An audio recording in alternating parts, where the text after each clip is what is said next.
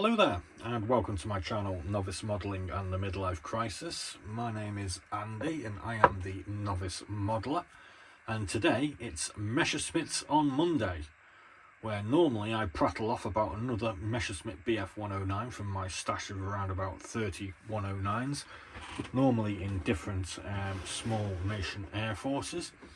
And today I was going to do the, what's this one, a Bulgarian BF109 Friedrich F by AZ model, but I thought to myself, no, this is getting a little bit boring looking at 109s all the time, but I kind of like alliteration.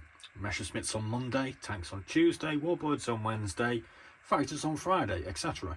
So I thought we'd stick with the Messerschmitt, but today we ditch the 109 and we do something a little bit different. So I picked out this Messerschmitt ME 209 V4. And wow, what a beauty that is, with some really cool nose art. So we're going to have a look at this one today for a bit of a change, and I think we'll alternate between 109s and other Messerschmitts every week for the foreseeable future, because I don't want to bore you guys too much. Yeah, I think that's where we're going to go with that. So this is what's in the box kit review number 354. If you haven't seen the other 353, why the hell not? And first off, we'll start with the history of this particular kit. And as we know, it's a special hobby kit number SH72221.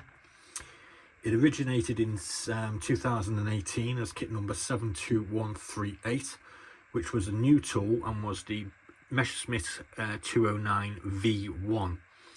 So that was probably the original production of this. I think we can call it an experimental aircraft because that's pretty much what it is. In 2019, new parts were added to it as this kit 7221, and the 7221 you can actually get still on eBay quite easily. The 72138 I can't find, so if you want one of these kind of interesting obscure aircraft, this is the one to go for. Now, I actually bought this off a eBay trader called Puzzlecraft. I'm not flogging for them. I haven't bought anything off them in quite some time, but they do have quite a good range of obscure aircraft, if we just leave it at that.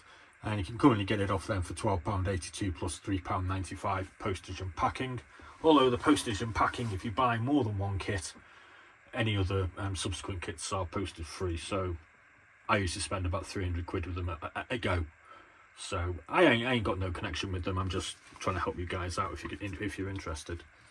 So we'll have a look at the parts on this, and as we can see, there's only 2 sprues involved. We're going to read the blurb out, which is kind of long. It's kind of small print as well. We'll do that at the end, and you can click out if you don't want to know, and you can go check it out on Wikipedia, I suppose. So we've got 2 basic sprues here. As is pretty standard with special hobby kits, you don't really get any mounting points on, so you do have to kind of like find the correct position for them. I've done a couple of their kits and I find it okay. Some people don't like it, who knows. So interior of the fuselage, we do get some minor detail of ribbing. We can see here straight off the bat that this has a rather strange configuration with the cockpit quite far back to what appears to be quite a big engine. I don't know. We'll have a read about it in a minute. And as we can see, we've got recessed panel lines. There's not an awful lot of other detail going on as far as access points, etc. are involved. The undersurface of the wing is quite flush. Panel lines, we've got the ailerons, and that's about it. I mean, it may be down to lack of information that there's nothing else on here. I couldn't tell you. So upper wing surfaces, again, pretty clean. We've got what appear to be, I'm guessing, fuel intake. I think that's what that is. We've got the rear rudder, which is quite big, and we have the tail. What have we got here? We've got a pilot's seat. Nothing too exciting about that. And this bit, which I'm guessing that's probably a pitot tube. Not 100% certain. Got a couple of little minor ribs on the interior of the wings where the undercarriage retracts into. That's about it really. It's pretty cool. It's pretty weird looking shape. That's my initial thoughts anyway.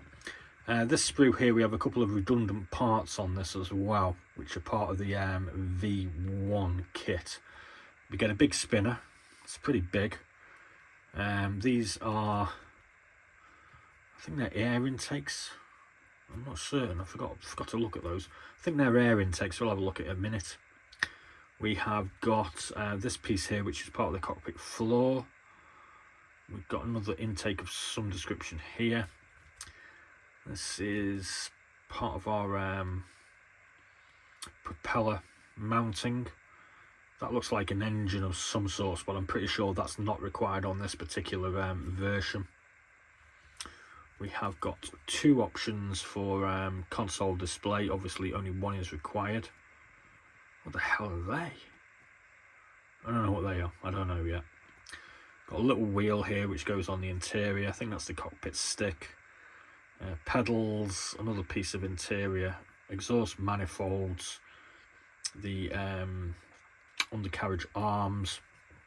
And we have two options on the covers for the undercarriage and the undercarriage doors. One of these is for this kit and one of them is for the V1, so one set is redundant, and two sets of quite nice looking wheels. Propeller requires assembly, 3 single blades, and that's about it really. Oh yeah, there's another option on the what's this, the spinner as well. Not 100% certain which one we're supposed to use. We get a cockpit canopy cover, pretty nice, and we get a set of decals. Incidentally, the other version was painted blue with big naughty symbols on the rear. I kind of prefer this one with the big snake on, to be honest with you. I think that's kind of cool. So it's pretty much just standard German. I'm reckoning these are sort of test markings. A couple of numbers, some cockpit instrument decals as well. That's about it really. So let's have a look at the instructions for this. So as we can see, we've got helpful parts blotted out in red crosses for what we don't require. And there's our sprue diagram. So section 1A and B is attaching our exhaust manifolds. Pretty easy to follow. 2, put your decals onto your cockpit instrument panel, and then we're going to start doing the cockpit interior, which has got a few bits of detail to go into it, so that's a bit of a bonus. Not too heavy, not too fussy, not laden down with photo etch, which I must admit I don't like. They're intake grills. Okay, that's what they are. So we've got some intake grills to attach to these two huge intake scoops, which go on the back of the wing. We can see there we need to paint the interior of the undercarriage bays in a different colour. And then we put our cockpit floor in as well. Seems weird to put the cockpit floor in.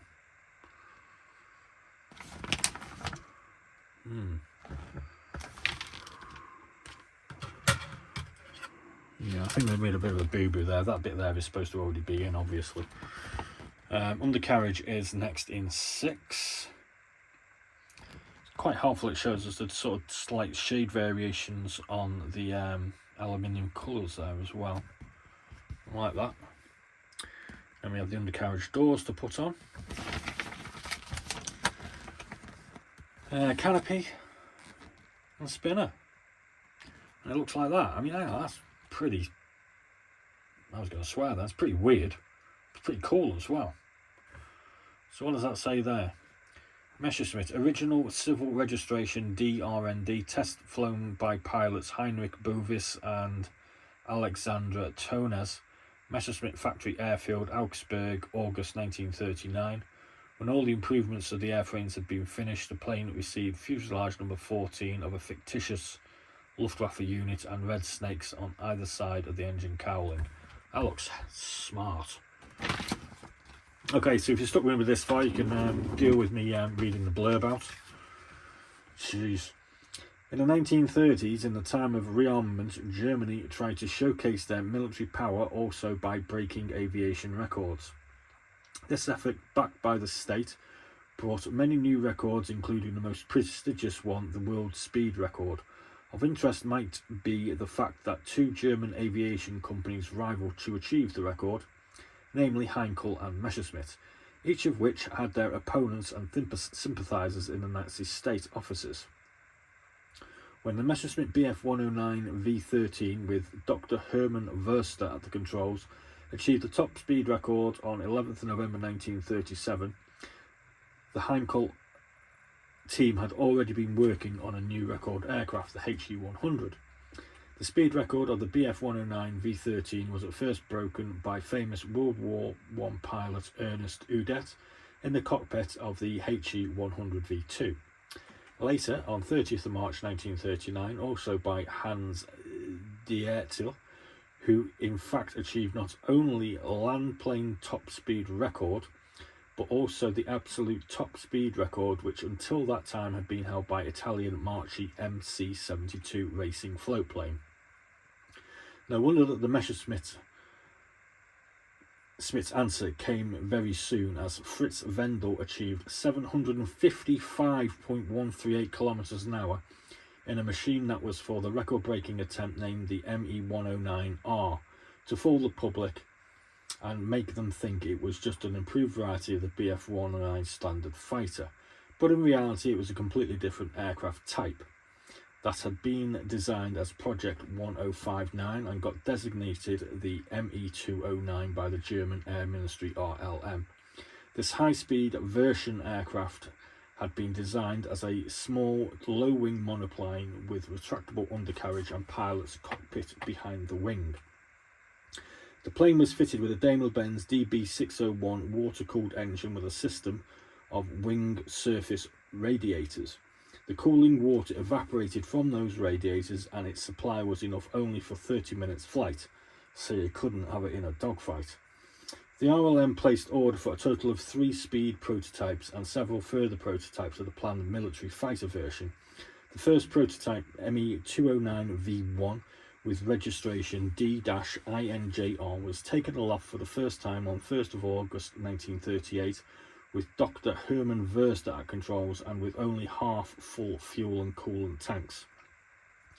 Trouble with the engine, cooling system, stability and also other issues occurred right during the first flight. Not even the second prototype, the ME-209V2, which made its first flight on 8th of February 1939, did any better.